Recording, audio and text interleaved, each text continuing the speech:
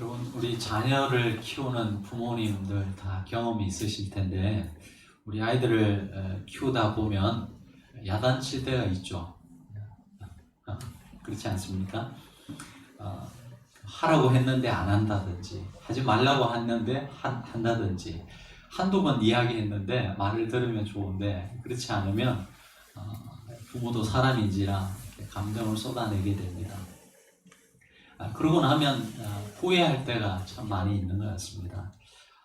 잘못한 것을 지적할 때에도 이성적으로 생각하고 조리 있게 잘 설명한다면 그 아이가 그것을 잘 수용할 텐데, 또 그렇지 못하고 감정이 앞서다고 보면 그 아이의 마음을 다치게 할 때도 참 많이 있는 것이죠.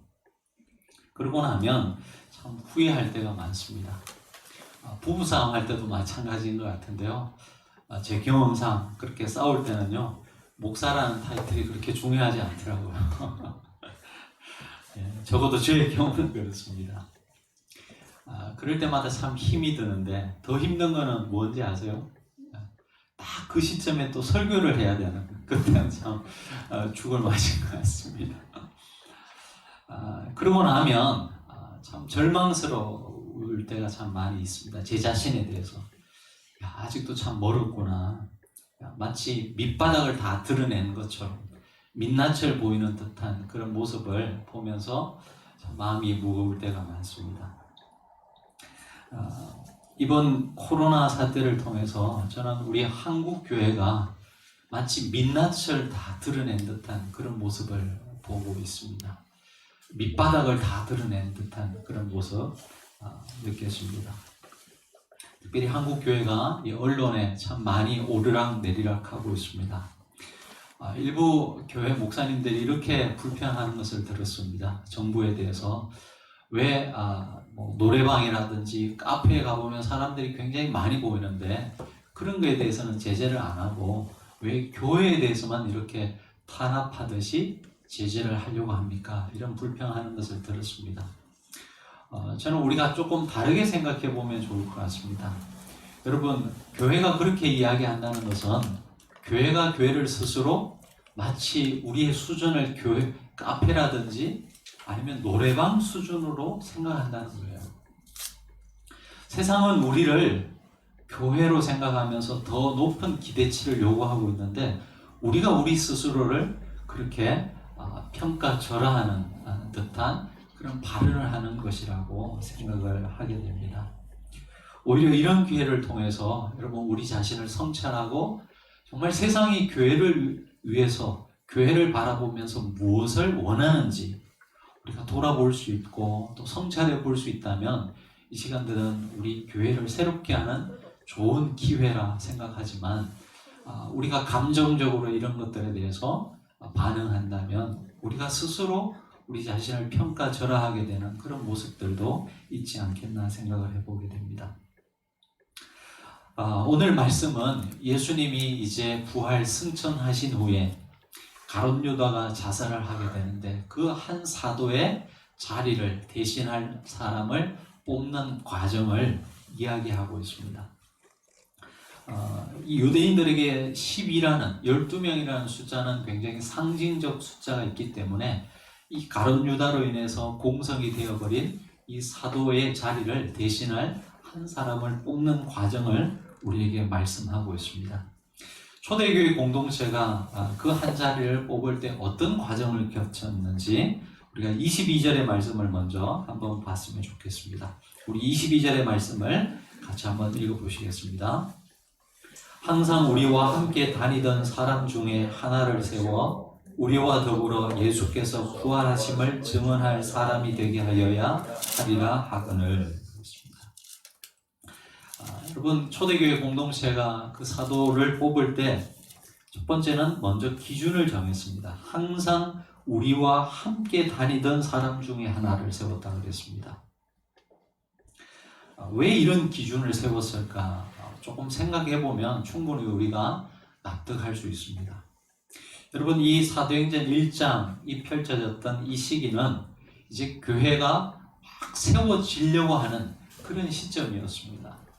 이러한 시점에 있어서 그 교회의 가장 중요한 DNA라고 할 수 있는 이 복음의 순수성을 지켜나갈 수 있는 사람을 세워야 하는 것인데, 그러다 보면 예수님 곁에서 예수님이 하신 말씀을 직접 들었고 그 예수님과 함께 했던 사람들 중에 한 명을 뽑는 것이 당연한 것이겠죠. 여러분, 이것이 무엇을 의미하겠습니까? 여러분, 기독교 신앙은 우리의 어떤 그 지성, 이성의 이 활동을 배척한다든지 무시하지 않는다는 의미가 있을 것입니다. 그냥 묵턱대고 제비를 뽑은 것이 아니라 그들은 먼저 분명한 기준을 세웠습니다. 그들은 생각했고 또 합리적 판단을 가지고 기준을 세운 것입니다. 여러분, 우리가 신앙인이 된다는 것, 그리고 성령으로 충만하게 된다는 것은 어떤 이상한 사람이 되는 것을 의미하지 않습니다. 성령이 충만할 때 오히려 우리 이성의 활동을, 여러분, 이성적 활동이 더 정상적으로 활동하게 되는 그런 모습을 보게 됩니다. 사람의 이성, 생각할 수 있는 힘, 여러분, 누가 주신 것이죠?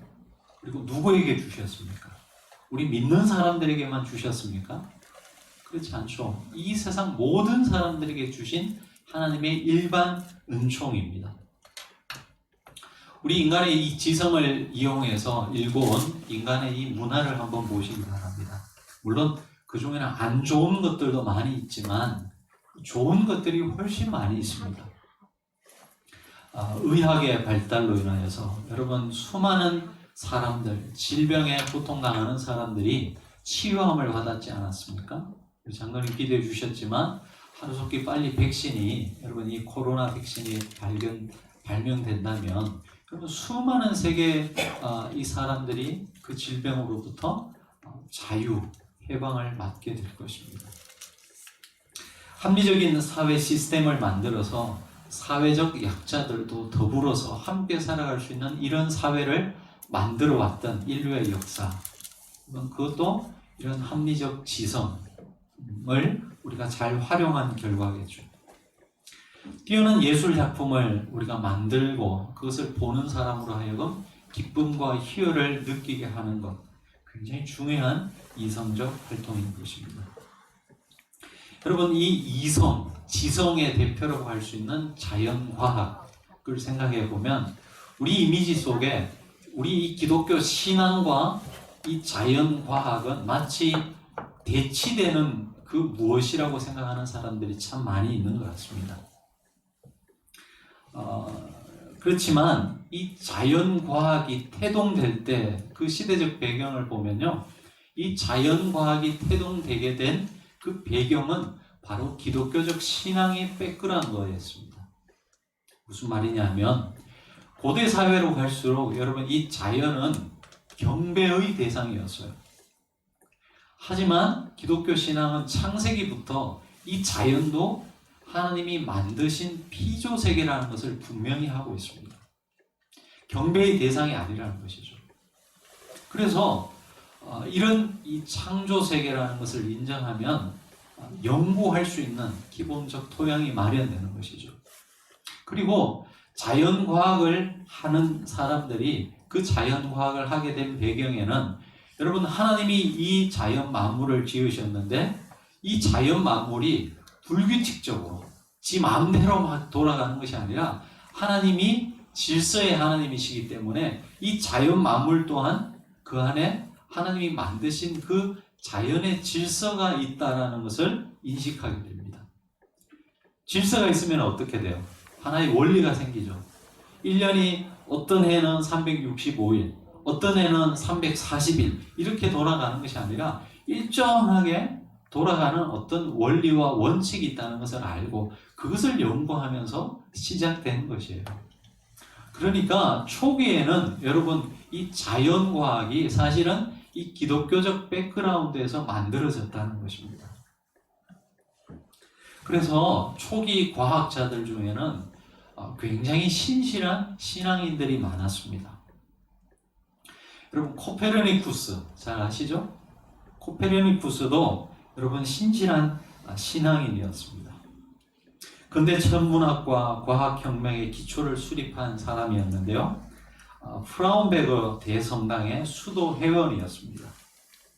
그래서 이분은 하나님을 세상에서 가장 질서정연한 노동을 실현한 분이라 이렇게 묘사하고 있습니다. 여러분 갈릴레오 갈릴레이 아시죠? 이분도 굉장히 신실한 크리스찬이었습니다. 근대 물리학을 창시한 인물이었는데요. 신앙심이 굉장히 깊은 가톨릭 처치 멤버였습니다. 이렇게 이야기합니다. 세상에는 두 개의 위대한 책이 있는데 자연이라는 책과 초자연이라는 책, 즉 성경이다 라고 그렇게 말했습니다. 여러분 좀 들어서 생소한 분일지 모르겠지만 케플러라는 아주 유명한, 여러분 이 자연과학을 하는 사람들은 이라면 다 아는 유명한 과학자가 있습니다. 그 또한 굉장히 신앙심 깊은 루터교의 교인이었습니다. 그리고 모든 세계를 통틀어서 가장 위대한 과학자라고 할 수 있는 여러분 아이작 뉴턴, 신앙인이었다는 것 많은 사람들이 알고 있습니다. 그래서 역사가 허버트 버터필드라는 유명한 역사가는 이런 이야기를 했습니다. 과학은 기독교적 사고의 자녀이다 이렇게 이야기했습니다. 여러분 이 기독교 신앙과 이성, 과학 이런 것들과는 원래 반대되거나 서로가 서로를 용납할 수 없는 그런 관계가 아니라 굉장히 우호적인 관계였다는 거예요, 처음에는.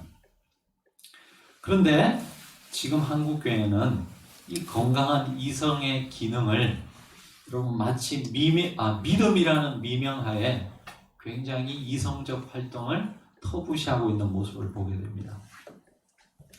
얼마 전에 이 코로나 때문에 여러분 이 성남인가요? 한 교회에서 예배 드리기 전에 우리 성도들에게 입에 소금물을 뿌렸다는 그런 기사가 나왔습니다. 여러분 얼마나 비상식적인 그런 행동입니까? 우리가 신천지 이단을 욕합니다. 반사회적이고 또 반이성적 집단이라고 그렇게 욕합니다. 여러분 이단들 그 교주들의 설교를 한번 들어보신 경험이 있으신가요? 저도 많지는 않은데 몇 번 들어봤거든요. 이만희 교주라든지 아니면 예전에 그 문선명 씨 같은 경우 조금 들어봤는데요. 특징이 있습니다. 그 교주들의 그 설교를 들으면 어떤 특징들이 있냐면 공통적인 하나같이 목소리가 듣기 싫은 목소리로 목소리가 별로 안 좋더라고요. 그리고요 또 논리가 굉장히 빈약해요. 신천지에 3대 성지가 있답니다. 어디냐 하면 청도, 경북인가요? 경남인가요? 청도가 있고 대전, 계룡산, 그리고 하나가 우리 서울에 있는 과천이에요. 청도는 이만희 교주가 태어난 곳이고 계룡산은 여러분 이만희 교주가 계시를 받아서 책을 쓴 곳이라고 그러더라고요. 그리고 이제 세 번째가 과천인데 과천이 왜 성지냐? 여러분 과천, 천자가 이 내천자잖아요. 근데 이걸 어디랑 연결시키냐 하면 계시록에 보면 생명수 강이 흐른다. 신천 신지 그때 이 생명수 강이 흐른다. 그래서 과천이 성지가 되었다라고 이야기를 하더라고요. 그 과천하고 이 생명수 강하고 무슨 상관이 있기에 과천이 성지라고 이야기합니까? 굉장히 논리가 빈약해요. 그들의 사상적 기초를 보면요, 철저히 문자주의에 기초하고 있습니다. 성경을 문자로 보는 거예요. 그래서 여러분 신천지 사람들 만났을 때 만나지 않기를 원하는데 여러분 성경을 딱 그 개역 성경에 맞춰놨기 때문에 조금 다른 버전의 이 성경을 갖다 대면요, 그네들은 말을 못해요.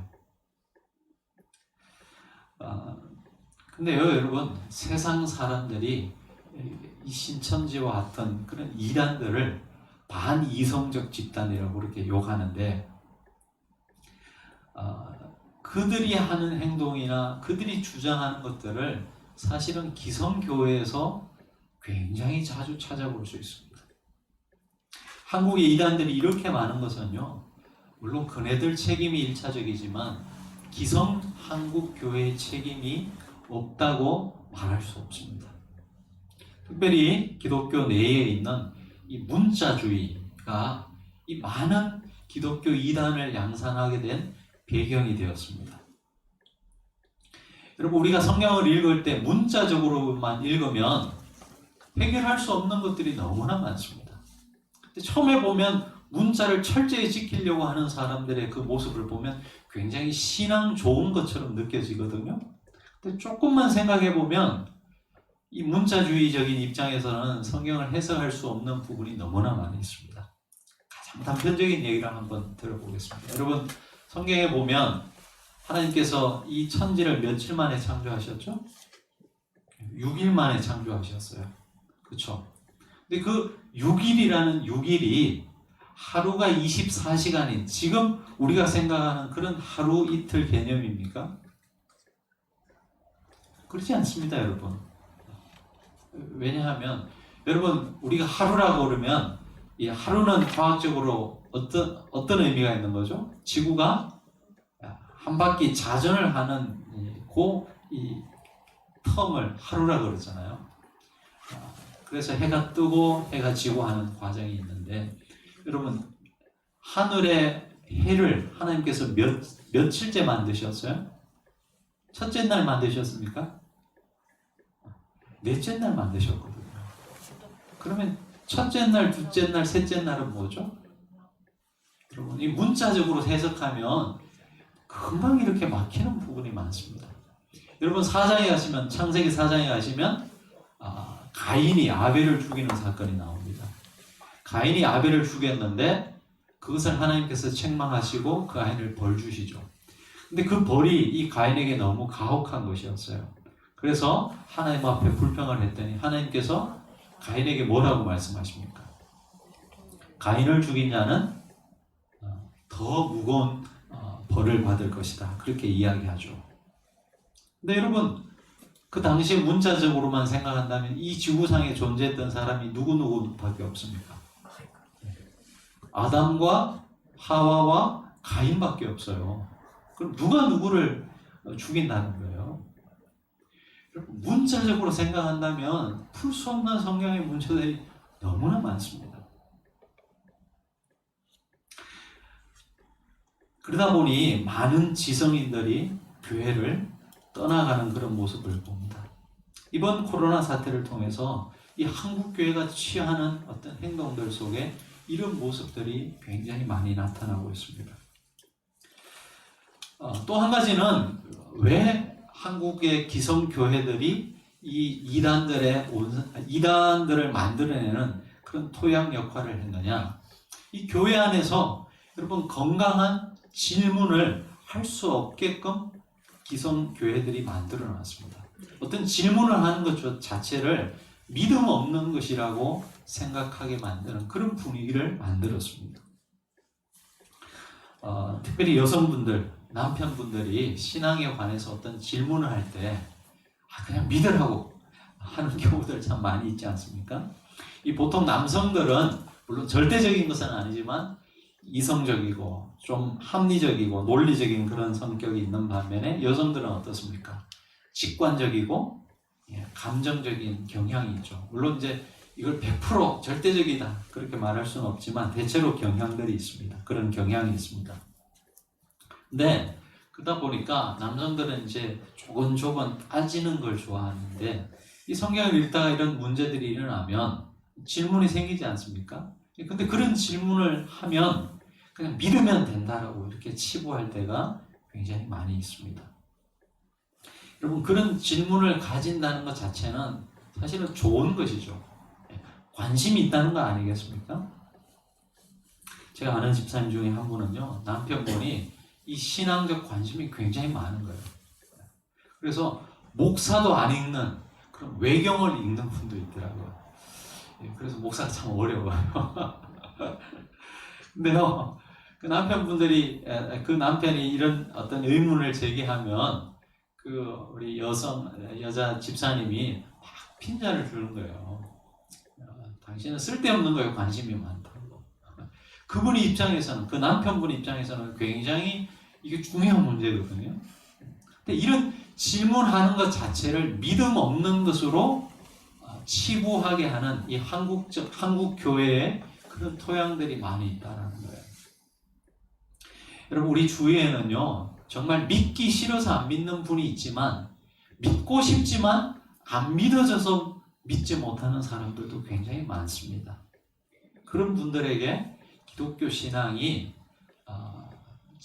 답을 해줘야 되는 것이죠.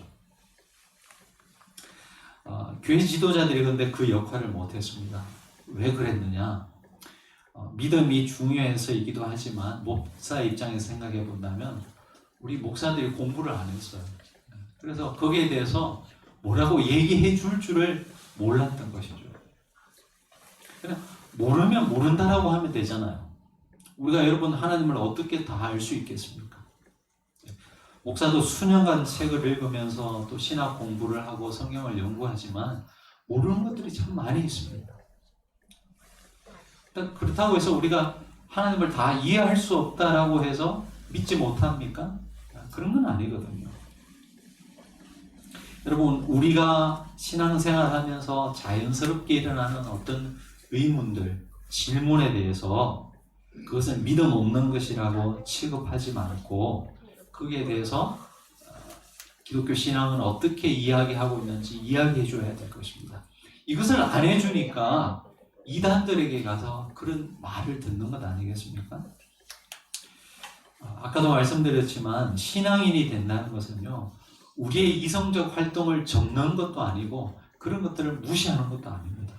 오히려 반대로 더 건강한 그런 이성적 활동을 하게 만드는 것이라는 것이죠. 이런 치우친 면이 있다면 여러분, 지금까지 한국교회가 어떤 반이성주의적인 그런 경향으로 쏠렸다면 앞으로의 시대는 어떻게 될까요? 앞으로의 시대는 저는 또 반대의 성향으로 치우칠 수 있는 위험성이 있다 하는 생각을 해보게 됩니다. 자, 오늘 본문을 보시면 이제 사도들을 뽑을 때 어떤 기준을 정했다고 했습니다. 그리고 그 기준에 따라서 그냥 인간들이 결정했느냐? 그렇지 않고요. 초대 교회는 열심히 하나님 앞에 기도하고 마지막으로 제비를 뽑았습니다. 무슨 말이겠습니까? 어떤 의미겠습니까? 여러분, 초대교회 공동체들은 그들이 할 수 있는 최선의 일을 했지만 마지막 선택은 하나님 앞에 맡기는 모습을 봅니다. 그들 자신의 한계를 인정하면서 하나님께 의탁했다라는 것이죠. 하나님은 우리 인간에게 이성이라는, 지성이라는 선물을 주셨지만 하나님이 그 이성과 지성 안에 갇혀 계신 분은 아닙니다. 우리 인간의 이성이 가진 한계, 그리고 그 이성으로 대표되는 자연과학이 가지는 이 한계들을 또한 우리가 인정할 때 종교와 과학, 그리고 이성과 초월이 조화를 이룰 수 있습니다. 전에도 한번 말씀드렸지만 여러분, 이 코로나가 왜 이렇게 확산이 되었습니까? 중국에서 시작된 이 코로나가 왜 이렇게 전 세계적으로 확산이 되었습니까? 예전 같았으면 이렇게 확산되지 않았을까요? 왜 이렇게 됐느냐? 그 중에 하나가 여러분 이 교통의 발달 아니겠습니까? 이 비행기로 상징되는 최첨단의 과학 기술이 오히려 이 인간의 이 한계성들을 더 드러내는 그런 모습을 보게 됩니다. 성경에 보면 우리가 이해할 수 없는 수많은 이적과 기적들이 나옵니다. 이것들은 여러분 인간적 차원에서 생각한다면 이해할 수 없는 기적이지만 하나님적 차원에서 생각한다면 그것은 그냥 하나님적 차원에서 생각한다면 그냥 일반적인 거예요. 하나님에게 있어서는. 그렇지 않겠습니까? 여러분, 길바닥에 기어다니는 개미에게 여러분 컴퓨터에 대해서 아무리 설명한다고 그 개미가 이해할 수 있겠습니까? 우리가 1차원을 선이라 그러죠. 2차원은 뭡니까? 면이죠. 3차원은 공간 개념이 들어갑니다. 사과가 여기 있다고 생각해 보시기 바랍니다. 자, 1차원에 사는 사람은 사과를 어떻게 이해하겠습니까? 2차원에서 사는 사람은 이 사과를 어떻게 이해할까요? 사과는 그냥 동그란 면이죠, 그냥 면이. 2차원에 사는 사람이 우리가 보는 것처럼 사과를 어떤 지금의 어떤 공간적 개념에서 드러나는 사과처럼 아무리 설명을 해줘도 이해할 수 없습니다. 높은 차원에 있는 사람이 아무리 설명해도 한 차원 낮은 사람에게 입장에서는 그것을 이해할 수 없는 거예요. 어떤 사람들은 하나님이 눈에 보이지 않기 때문에 믿지 못한다고 합니다. 근데 그것은 굉장히 단편적인 생각이에요. 여러분, 우리가 눈에 보이지 않지만 실존하는 것들이 얼마나 많이 있습니까? 바이러스, 눈에 보입니까? 아무도 못 봤어요. 그러나 실존하지 않습니까? 우주의 역사와 크기를 한번 여러분에게 말씀드릴 텐데, 그걸 보면은 우리 인간이 얼마나 정말 미약한 존재인지를 우리는 보게 됩니다. 여러분, 보통 이 일반 과학에서 우주의 역사를 어떻게 보느냐? 180억 년 전에 이 우주는 작은 점에서 시작되었다라고 하는 이 빅뱅 이론이, 물론 이제 반대 어떤 학설도 있지만 과학계 안에서는 거의 정설로 그렇게 인정되고 있습니다. 138억 년 전이에요. 상상해 가세요, 여러분. 138억. 여러분, 하루에 우리 인간의 한 사람의 인생이 100년을 산다 그러지만 138억에 비한다면, 여러분, 정말 성경의 표현을 들자면 지난 밤의 한 경점 같은 그런 시간 아니겠어요? 그리고 우주의 크기가 얼마나 크냐?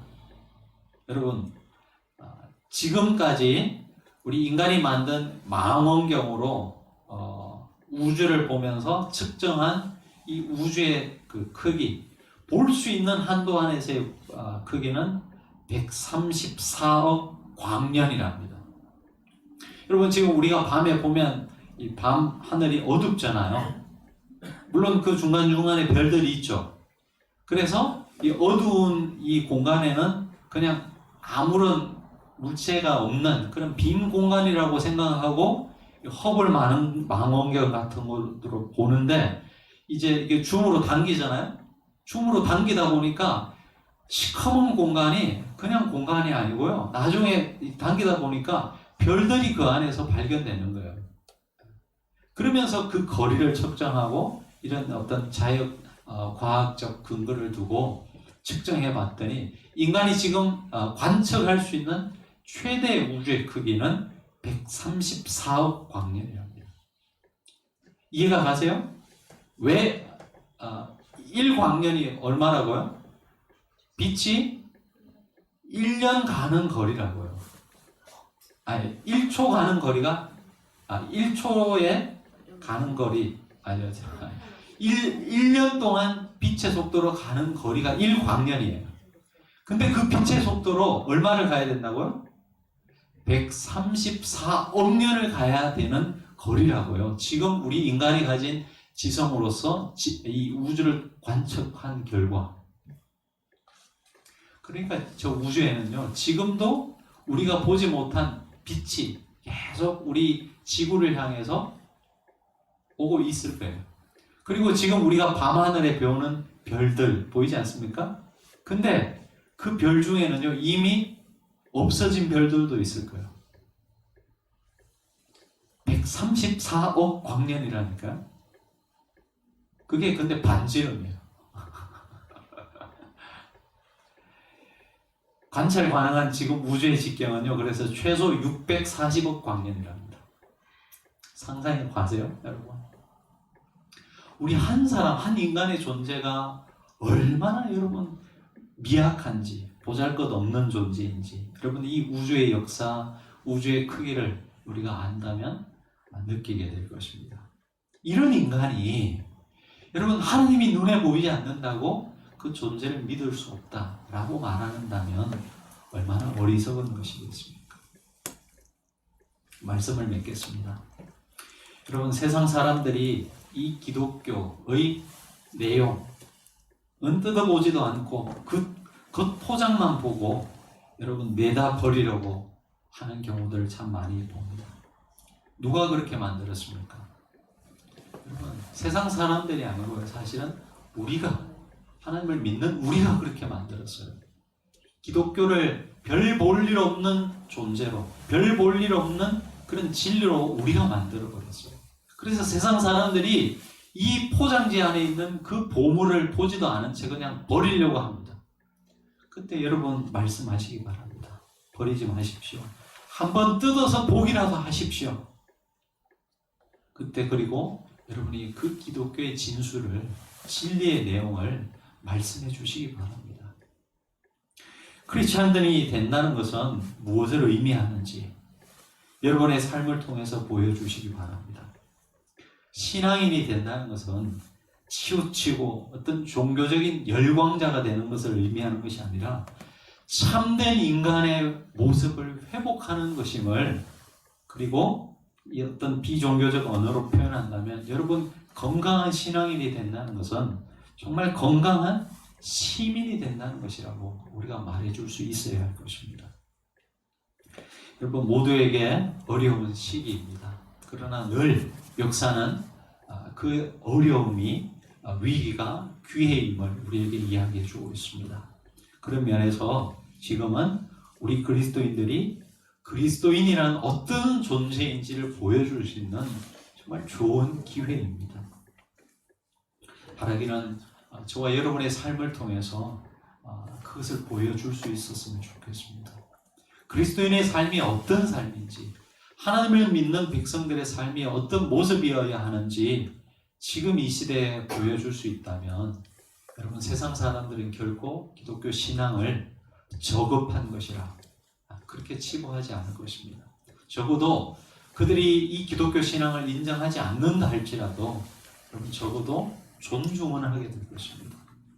교회가 이러한 회복의 역사가 있다면 우리 교회도 새로워지고 그 교회를 통해서 우리가 몸담고 살아가는 이 사회도 새로워지는 그런 귀한 기회가 될 것입니다. 그 일에 하나님께서 저와 여러분을 부르고 있으십니다. 기도하시겠습니다. 하나님 아버지, 오늘 말씀을 통하여서 신앙인이 된다는 것이 무엇인지 생각해 보았습니다. 신앙인이 되는 것은 광신도처럼 이성 없는 사람이 되는 것이 아니라 오히려 더 분명하게 지성을 활용해서 세상 만물을 바라보고 행동하는 사람이라는 것을 알았습니다. 또한 동시에 우리의 한계 또한 인정할 수 있는 사람인 것을 보았습니다. 교회가 사회의 지탄이 되고 세상 사람들의 걱정거리가 되어버린 이 시대 속에서 다시 한 번 더 교회가 교회로서의 참모습을 회복하고 바로 설 수 있도록 인도하여 주시옵소서. 예수님 이름으로 기도합니다.